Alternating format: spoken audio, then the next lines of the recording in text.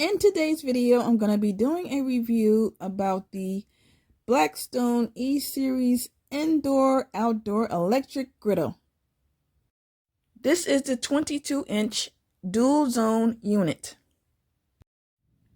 It comes with a non-stick ceramic titanium surface. It's portable and you can use it on top of your kitchen countertops. You can use this in an apartment if you don't have access to outdoors. I'll let you know if I like this griddle or not. Okay, so to turn this on, you just need to push the button once. And then to turn it off, you just need to hold the button in for a few seconds. When you want to set the temperature, you just turn the dial to the temperature that you want it on. The temperatures are set in 5-degree increments.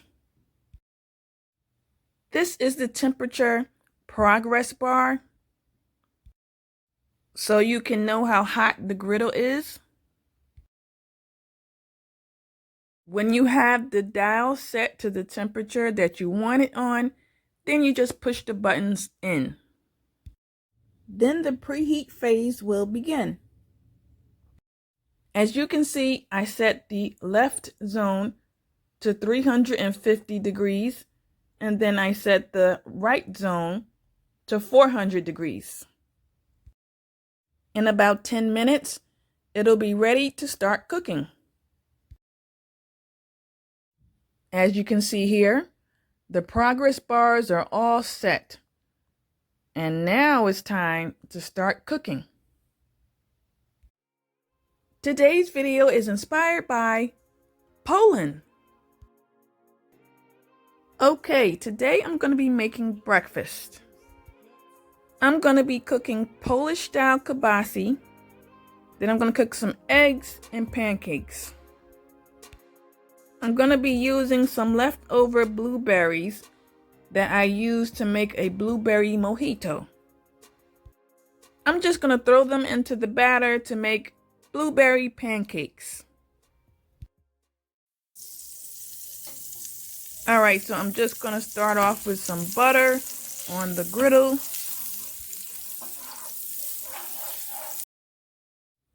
So as you can see, I set the pancakes on the left zone at 350 degrees, and then I set the kibasi on the right zone at 400 degrees. What I like about this griddle is that you can cook 2 different foods at 2 different zones at 2 different temperatures at the same time. And it is spacious. So now it's time for me to flip these pancakes over.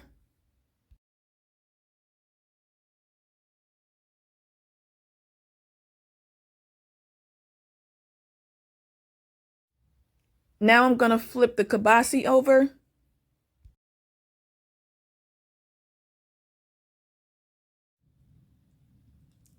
They're starting to look good. I like these nice griddle marks. What I like to do when I cook sausages or kibasi, I usually like to flip the kibasi on the ends. I like to do that just so the ends can get brown. I just leave it like that for a few seconds. See?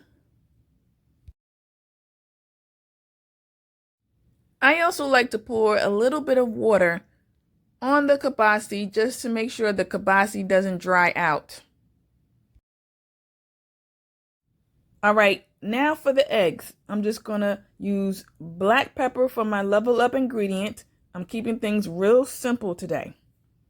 Before I put the eggs on, I want to show you this rear grease trap hole. You can have some of the grease or food fall down the hole and it'll fall down into this grease trap cup. You can use this scraper to block your food from falling into the hole. Some people call this a hockey puck goalie because it blocks stuff. So all you have to do is just slide this in the back gap.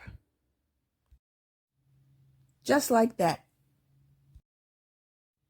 I'll leave the Amazon links down below in the description box. Now this is a perfect example because the egg started to run down the grease hole. Now if I didn't put in that scraper blocker, I would have lost a whole lot of eggs.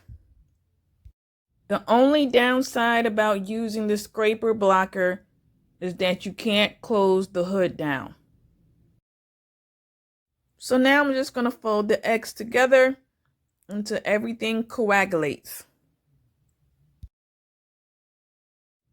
This would be the perfect time to throw in some cheese if you wanted to.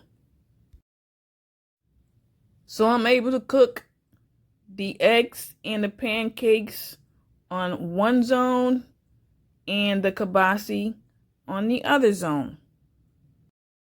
This is one of the benefits.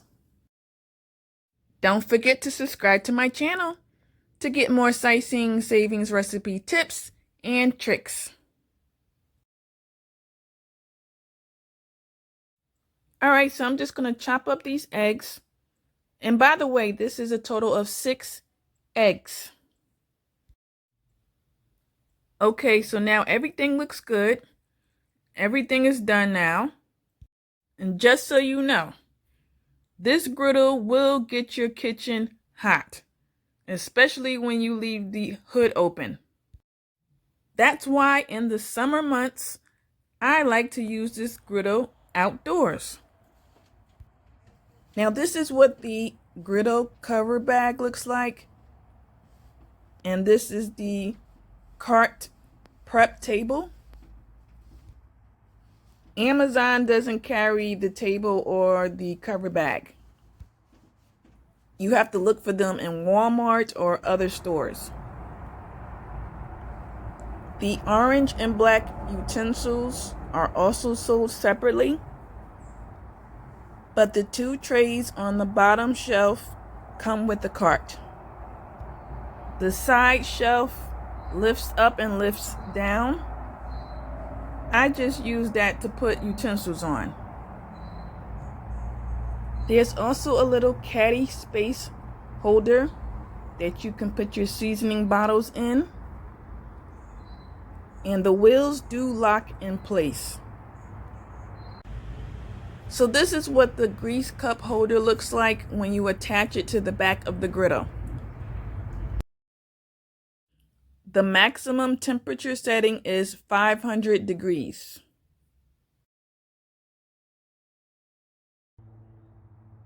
On this griddle, you can cook a variety of different meats, vegetables, fried rice. You can even cook hibachi style foods. This hood is detachable. So now I'm getting ready to throw on some bacon and hash browns.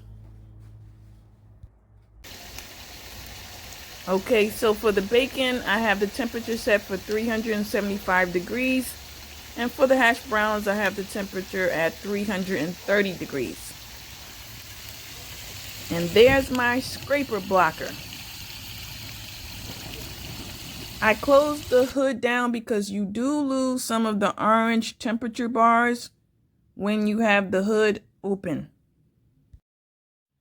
I don't even see a lot of condensation on the glass from the steam.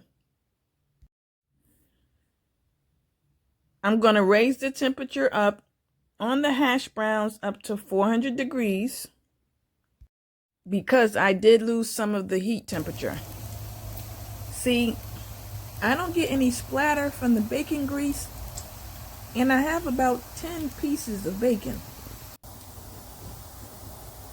Now, I noticed that the outer perimeters are where the temperatures are going to be cooler.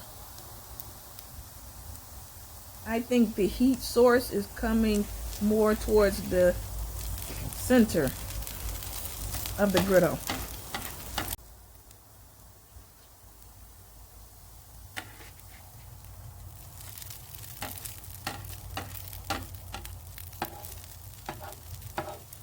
Now the hash browns are starting to sizzle and they're starting to get crispy.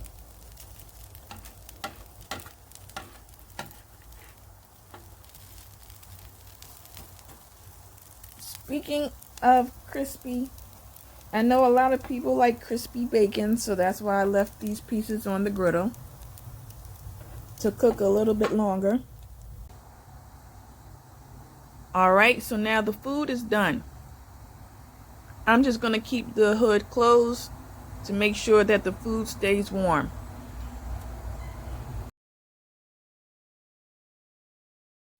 The non-stick surface makes everything easy to clean. That's why you cannot use any metal utensils on this griddle. I'm just going to scrape this residual bacon grease down this grease hole.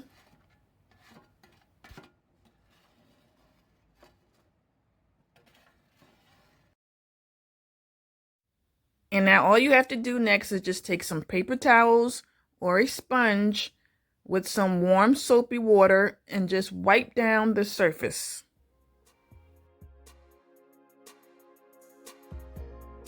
Okay, I'm done talking now because now it's time for me to eat some breakfast.